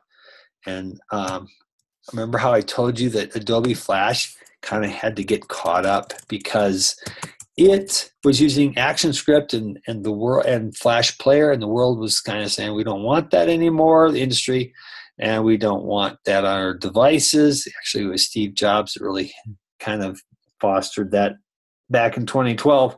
But so Adobe Flash says, wow, what are we going to do? We have to get rid of ActionScript. We have to get rid of our Flash Player engine. What are we going to do? Well, they've contacted this group here, created by Grant Skinner, and they've licensed his work. And if you scroll way down, you can see Create.js is sponsored by Adobe, Microsoft, and I forget this company, Mozilla. And this one is Grant Skinner's company. What they did is they licensed, they came to Grant Skinner and said, hey, we need to have very quickly a whole set of routines that can do, we need to basically put in a new library. That's kind of what we've been looking at here a minute ago when I talked about this other library here. They didn't have this whole library of code snippets. They just didn't. All they had was ActionScript because that was their own, and they'd been around for years. And so they had to very quickly come up with something and solve this. And so what they did, they contacted him. They said, can we license your libraries of code snippets? And these actually, it's modularized into 4 different modules. Their whole library is called Create.js. It's made up of these 4 modules. And when you look into these 4 modules, you'll see a breakdown of other object functions and so on. And here, this is actually a subset of what's available to you here. This is the full thing. So Grant Skinner has everything you can. If you were to custom code your animation, this would be where you could learn how to do that. Adobe Flash makes it so that you can use code snippets, and it's going to generate the output automatically, so you don't have to just get into the coding yourself. And keep in mind that once we generate this and create output files, that if you go in and edit those afterwards, that they get overwritten every time we would generate them from Adobe Flash. So there's a little bit of a catch-22 if you want to be a custom programmer and starting from scratch. This is where you would come. But if you want to take advantage of Adobe Flash's capabilities, code snippets that it's already using, tweening that it will do for you, then this is where that's at. And the scope of this class is really in this context. It is definitely not requiring you to be that skilled, or you can create an animation strictly using these components, because these stand alone on their own. They don't need Adobe Flash. Adobe Flash needed these so that they could create the library very quickly to get caught up to the industry. I see our time's running low, so I think I'll end my demonstration of Adobe Flash and the animations and your explanation of the interactivity and scripting, and let me now come back to our presentation.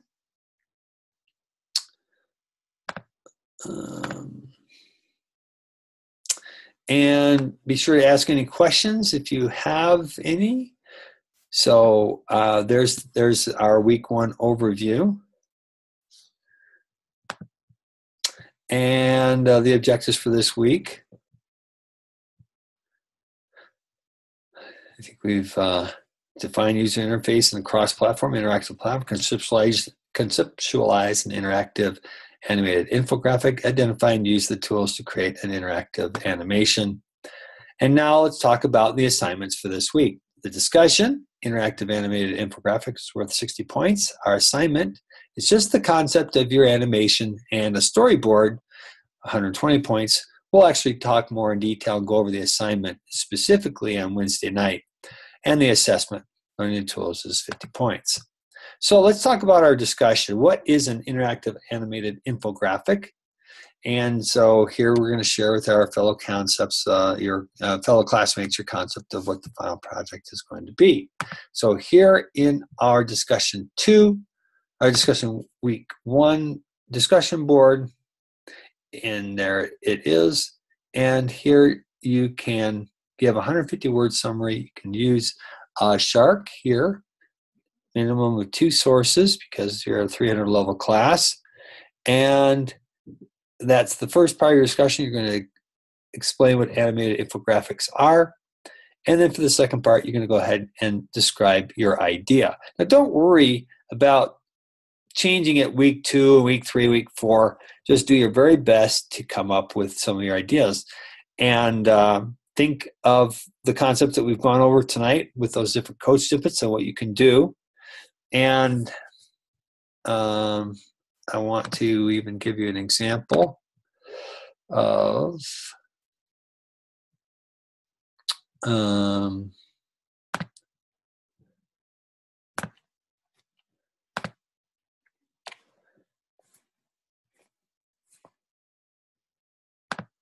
I want to show you an example of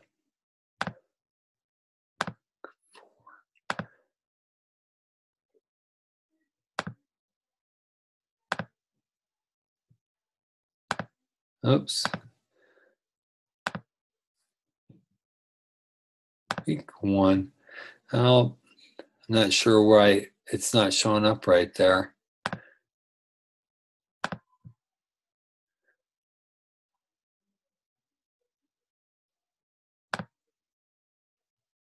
See, the SWF is Flash Runtime 1, and I had one for which it was HTML5 Canvas.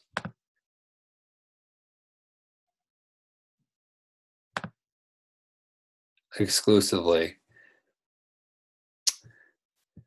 I think I remember. Let's see.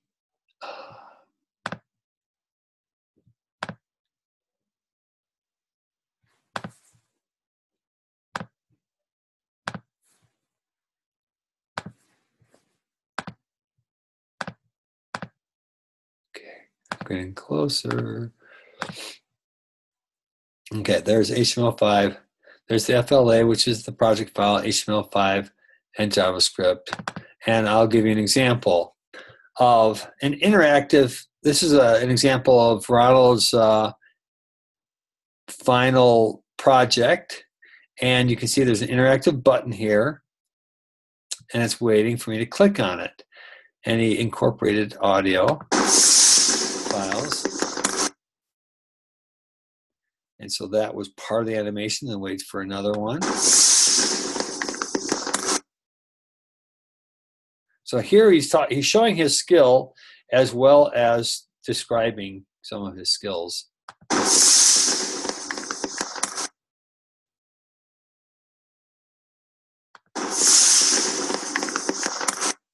Okay. So the HTML5, this is the JavaScript file that was automatically generated, each of the images, and all the sound effects.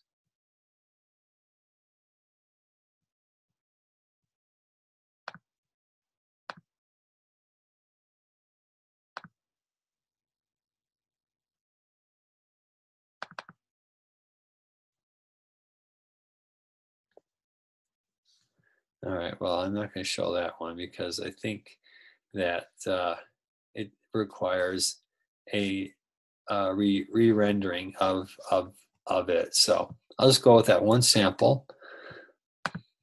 So what you would do is you would describe the different scenes of your animation, the any kind of interactivity and any kind of information, any words that you would show. You can animate words, and you can have sound effects too. Any questions about the discussion?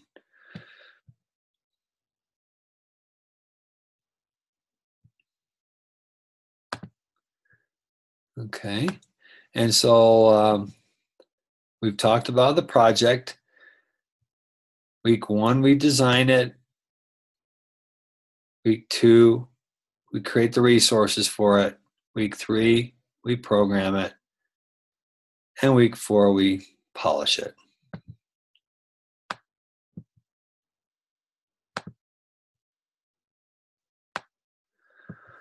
So this week, what we're doing is we're creating 2 storyboards of your self-promo, interactive, animated, and graphic, one for the desktop and one for mobile. And the reason is because they're different sizes. And when designing for a mobile device or smartphone, you have to take into consideration people will be using their fingers to touch the screen to interact with their infographics. So keep that in mind when you're talking about the mobile storyboard. Storyboarding, and here is a link. You can learn about the purpose of storyboarding. It really comes from movies and cartoons. I'll give you a link to that. Let's see here.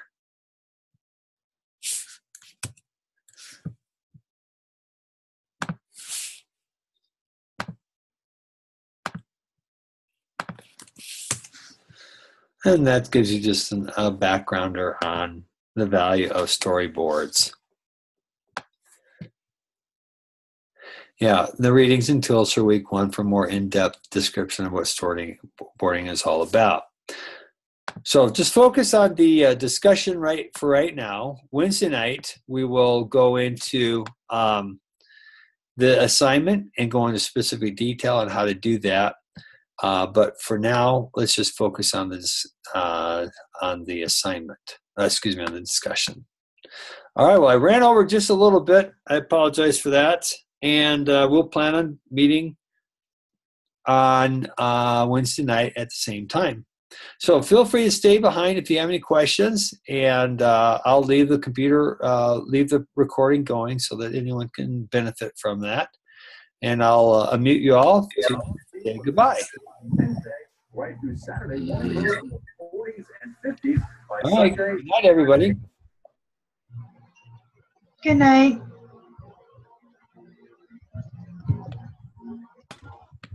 Can you help me, please? Yep, you bet. I'll stop the share, and you can go ahead and share.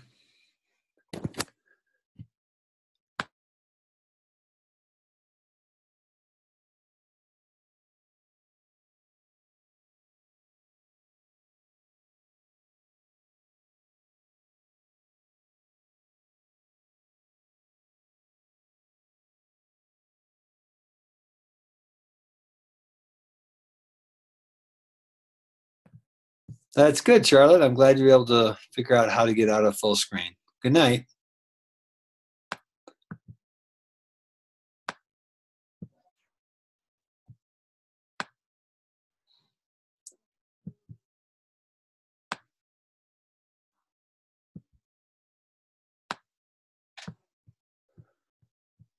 Yeah, I can.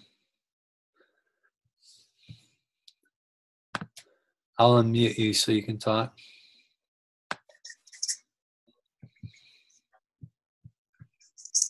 I don't see Flash in here. I don't see it as an option to download.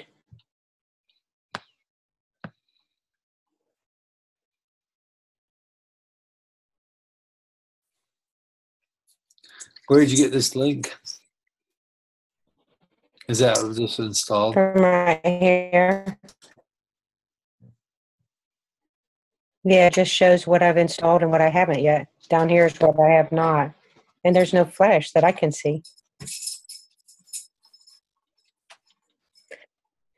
But when I put it in here in the search part for Adobe Flash, nothing's happening. It doesn't do anything.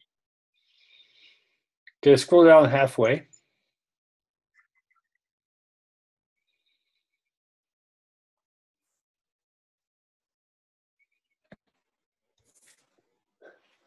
I lost it.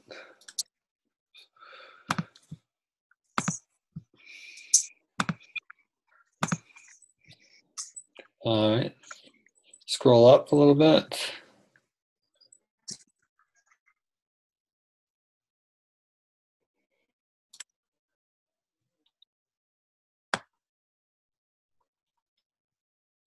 Did it? Okay, right there. Find, let's see, find additional apps, previous versions. Can you click on that previous versions button? Let's see what's there. So, click on filters and versions over there up to the right to find additional apps. Let's see. Right there. Yep. Apps by all apps, graphic design. Versions.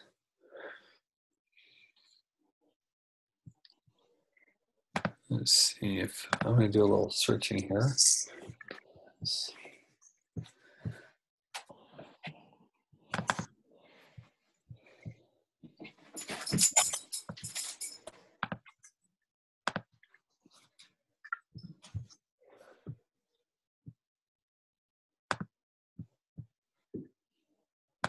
Let's see, Adobe Flash on.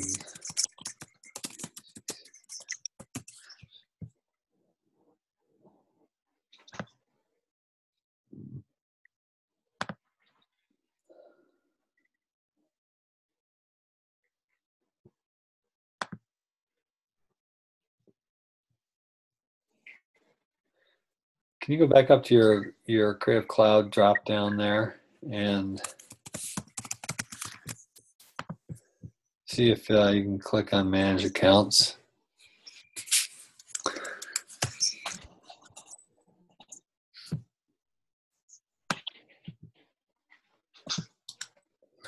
Up in that gear, see what that gear is upper right? Click on that gear. The arrow right to the right of it. Do Manage Account.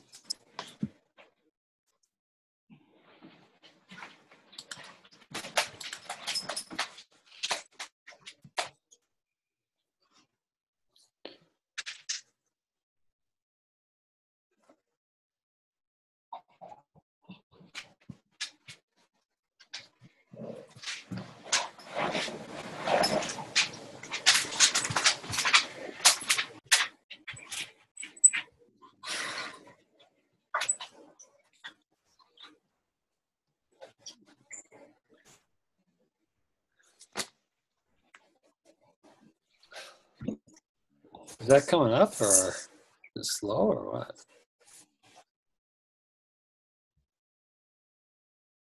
I don't know why. Nothing's happening.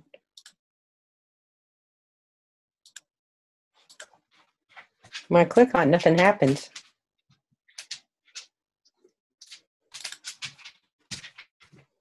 You might be doing that in here. It keeps doing. One thing you do is like close out of Google Chrome and Safari, and then let's force it to. Oh, there it is. Is it something? It's not sharing what you're saying. What's this? No, that's not it. So did you exit out of Adobe Google Chrome? Not yet. Mm-hmm. Yes. It says it's still loaded though. You see a little dot underneath it. See, now it's going to start coming up. Accounts.adobe.com.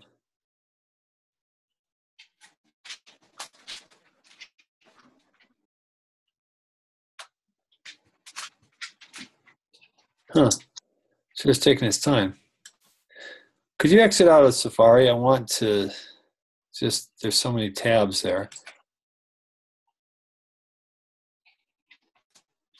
Do Command Q.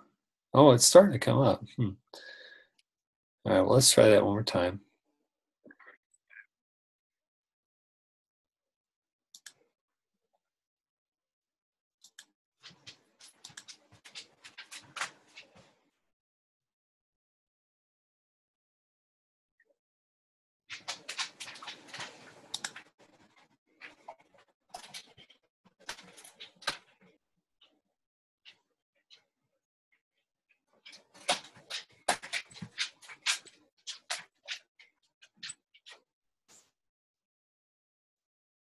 Let's give it some time to.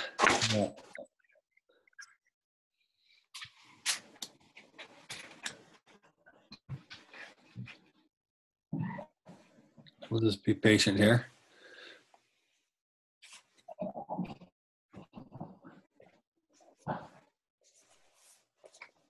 How fast? My internet's just slow. Yeah, how fast is your internet connection?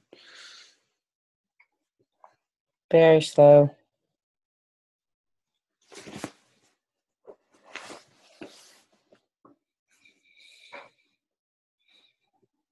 I can try doing a hotspot on my phone. My phone's sometimes faster.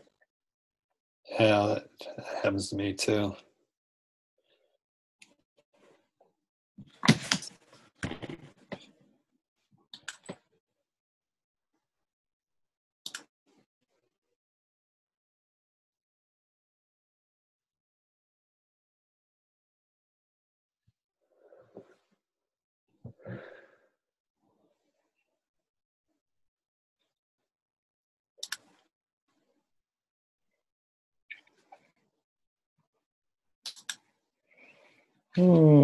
Adobe ID.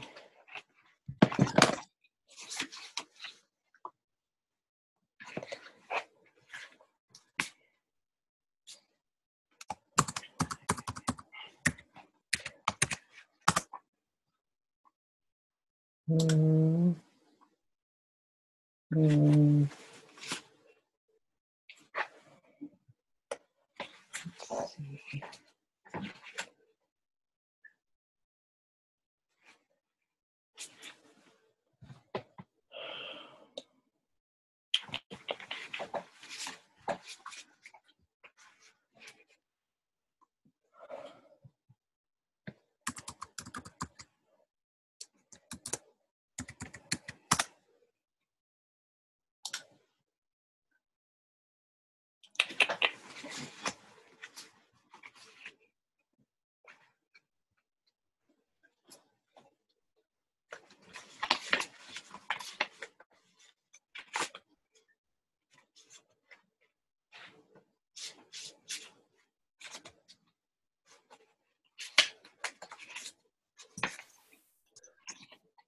I'm wondering, can you click on the forgot password?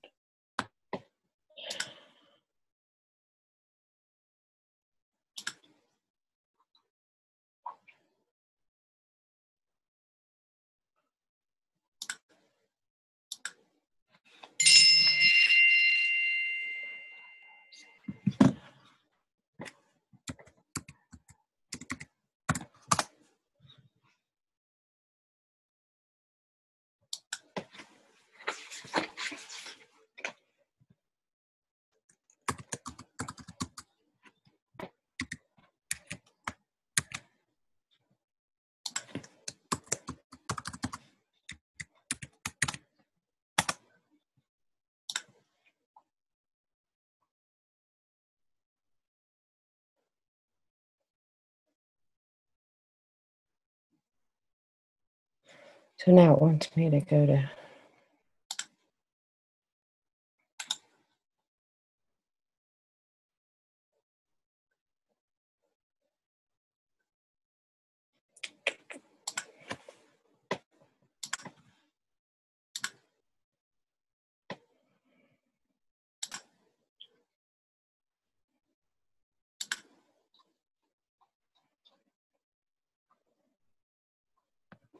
So So with that new password, try logging in again. You can click on the icon across the top and then attempt to go back in. Up there at the very, very top, that you go back in account services. Very, very top of that little icon on the cloud. Oh, Just try that one more time. This time.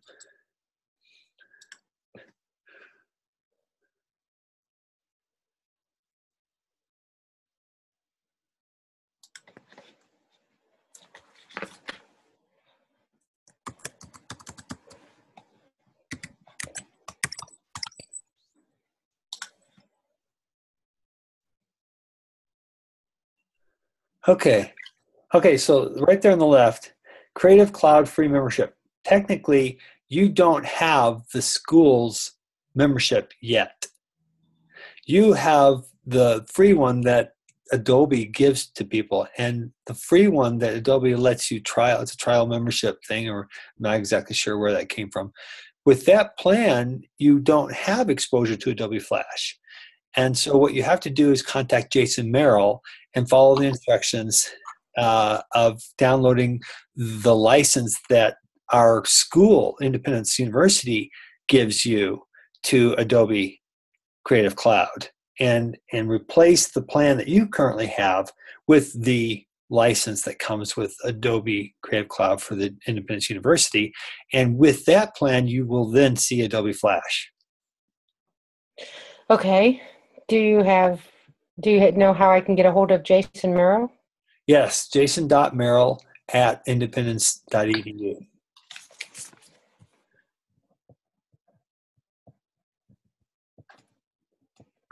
Is it Merrill? Yes. Jason.Merrill@independence.edu.